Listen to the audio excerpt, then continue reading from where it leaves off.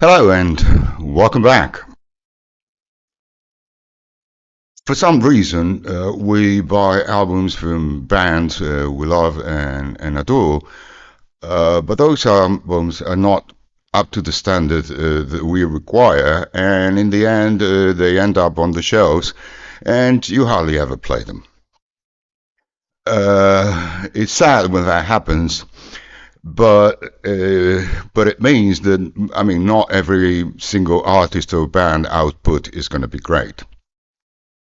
At the same time, we buy albums from friends' advice or things we hear on YouTube or pubs or discos, and we buy the whole album. We think we're going to like it, and in the end, it's a letdown. So today I'm going to talk about my 10 letdowns. Albums that I thought that I would adore, and eventually they never get a spin on my turntable, and they're not as good as I expected. Let me make one thing clear before we start. You may like these albums, in fact, they're all very popular, but this is a personal thing. This is how I feel to them. It has nothing to do with how you feel to them, right? You may like them, you may adore them, but that's not my case, and I just want to be honest about what I feel about them. So let's get on to it. Before we start, if you're new to the channel, please consider subscribing and becoming part of our family.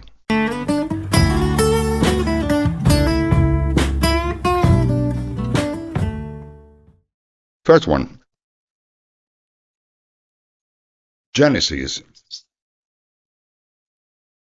And then there were three. I love Peter Gabriel's Genesis. When he left the band, when the band split up, I thought they were done and they'd never be the same. And I was so mistaken because I love the two following albums, Trick of the Tail and Within Wuthering. They are among my favorite Genesis albums, and I play them quite regularly. After those two and Seconds Out, the live album, Steve Hackett left, and I bought, and then there were three without the guitarist. I had high expectations for this album, and I realized that without Steve Hackett, the band was not the same, at least to me. The magic was gone, the progressive rock in itself was gone, and they became a different band.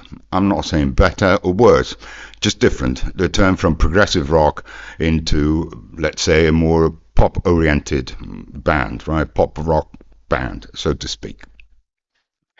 I hardly ever play And Then There Were Three. I also think that the recording is not very good. At least on vinyl, it doesn't sound good. There's very little bass, and I think I even prefer my Virgin Charisma CD to the album.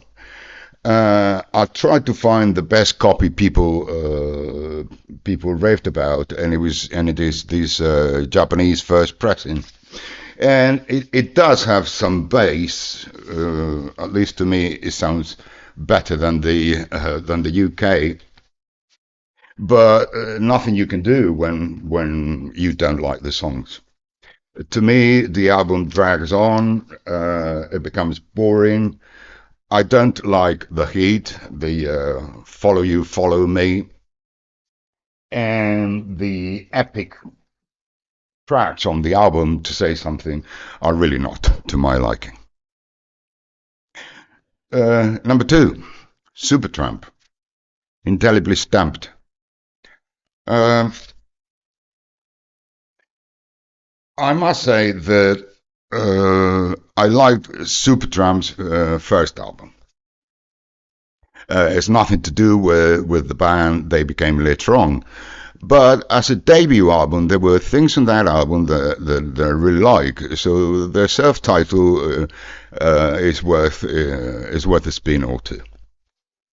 Then they put out this one with this strange cover. I think I bought the album more for the cover than for anything else. It's a gatefold, as you know, and I hardly ever play this album. I think they're going nowhere here. You can slightly see traces of what the band would become later on. You must remember that after this one, they put out Crown of the Century, right, which is one of the best albums I've heard. But concerning the second effort, uh, I quite like your Pop of the Mind, kind of a rocker.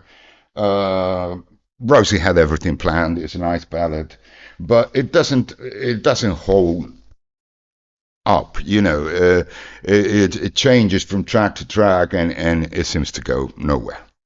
At least that's how I feel about it. Number three, uh, Jethro Tull, Minstrel in the Gallery. Jethro Tull is one of my favorite bands, and I love every album from This War till Stormwatch, and a couple of them later, Broadsword and the Beast and Crest of an Ave. But out of all their 70s output, uh, this one never grew on me. I try hard because you know what happens when it's your favorite band and you do want to like it and enjoy it. And the cover was very nice. It's this flip back, right? And I like the title track, Minstrel in the Gallery. I like Cold Wind to Valhalla. I don't like the suite on side two that I know many people like, and I struggle to play these albums. This is a UK first pressing because it's my favorite band, so I wanted to buy the best sounding copy there is. But unfortunately, I hardly ever play it. Number four, Pink Floyd, The Final Cut. I know Floydians say this is not really a Pink Floyd album. It's just Roger Waters with David Gilmour adding some guitar and there's some tenor sax as well. Uh, I'm not very much concerned about Roger Waters' shenanigans, about his family history, his dad, etc., etc. Right? After all these years, it bores me to death.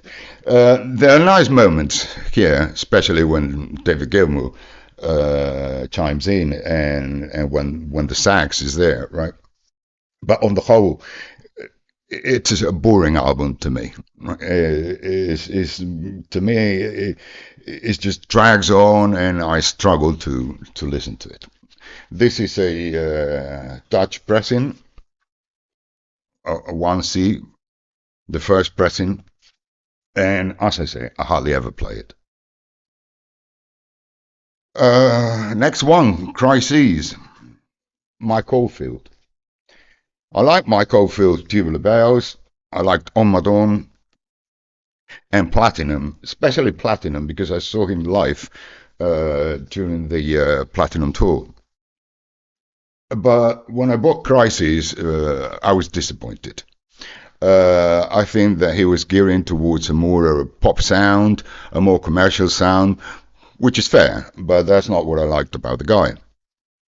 Some songs here, like Moonlight Shadow or Shadow on the Wall, Foreign Affair, became radio hits.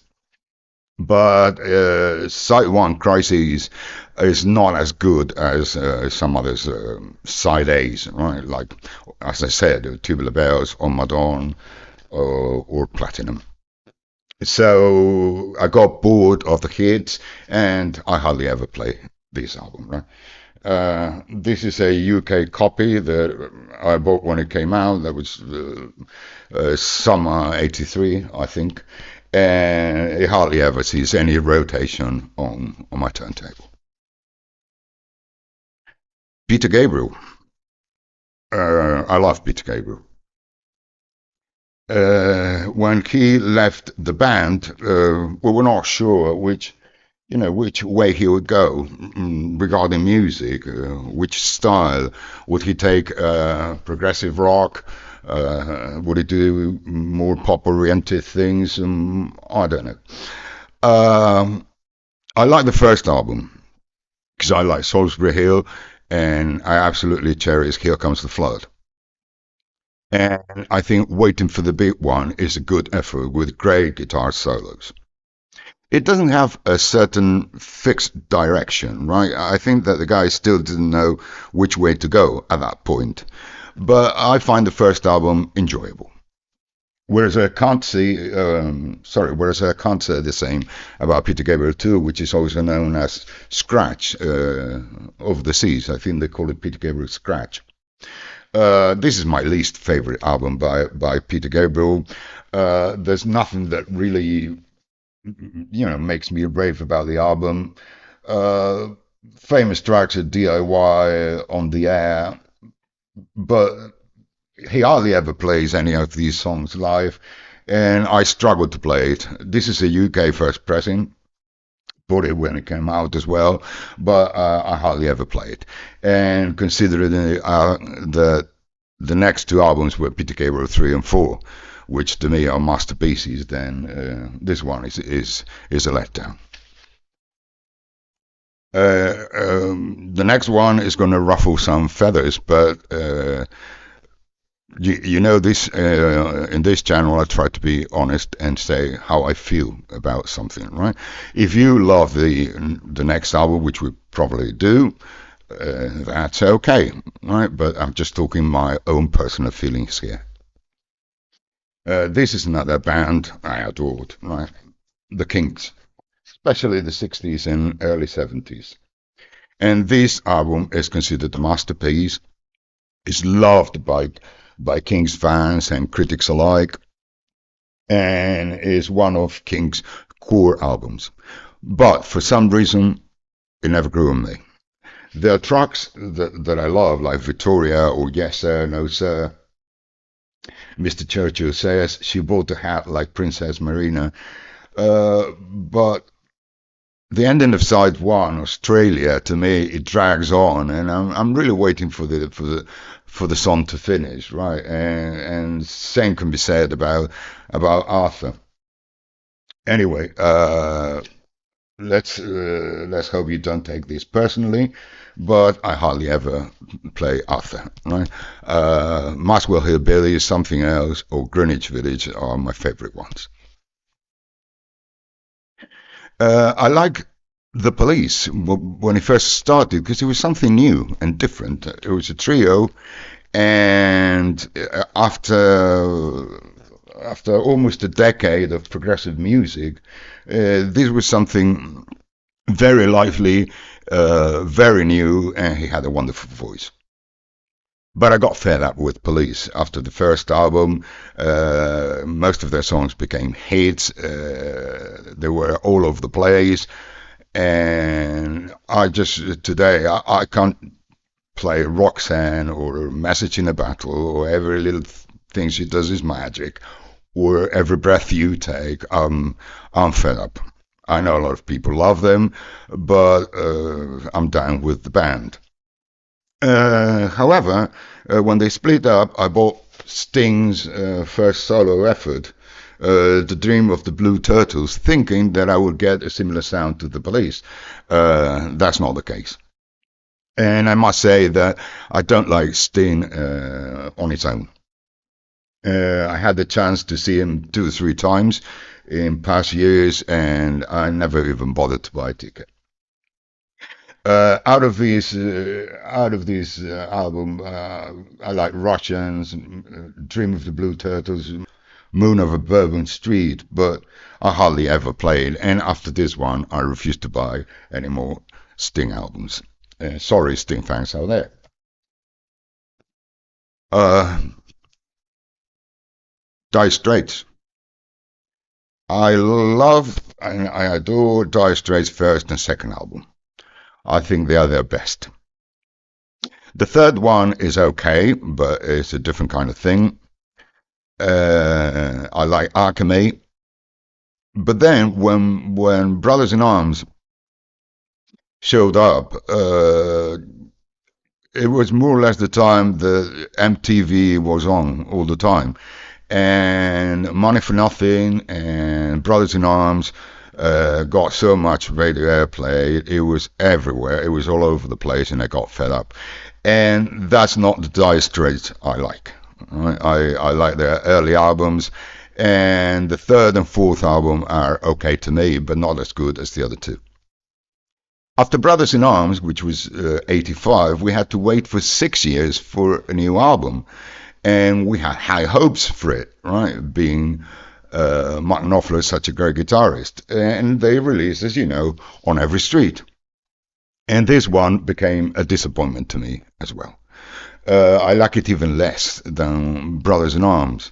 Uh, it's got too many songs for me.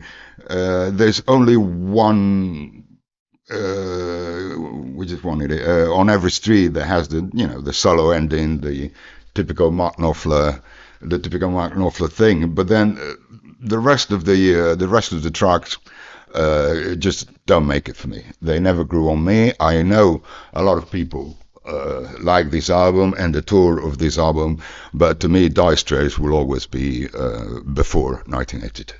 That's the way I am. And the last one, Creedence Clearwater Revival, was not to like here. Most of John Fogerty's songs are hits. His albums are, as of today, considered masterpieces, and we all know all his songs. However, the last one, Mardi Gras, had some other members of the band doing some of the composition, and not in a good way, I think. The only track I like from this album is, as you can expect, is it in this one? Yes, Someday Never Comes. You can get that one also in compilation, so there's not really a need for to buy the whole album. The rest of the songs are mediocre at best, and I hardly ever play it. As you can see, it's brand new. Right, and that was my 10 let downs, the 10 albums that didn't make it for me. Now, let me know yours on the comment. Please don't take anything I've said personal if you like any of these albums, and let me know some others that to you were not up to the standard, and you felt disappointed when you bought them. Right, thanks for listening. Thanks for your time. Take care.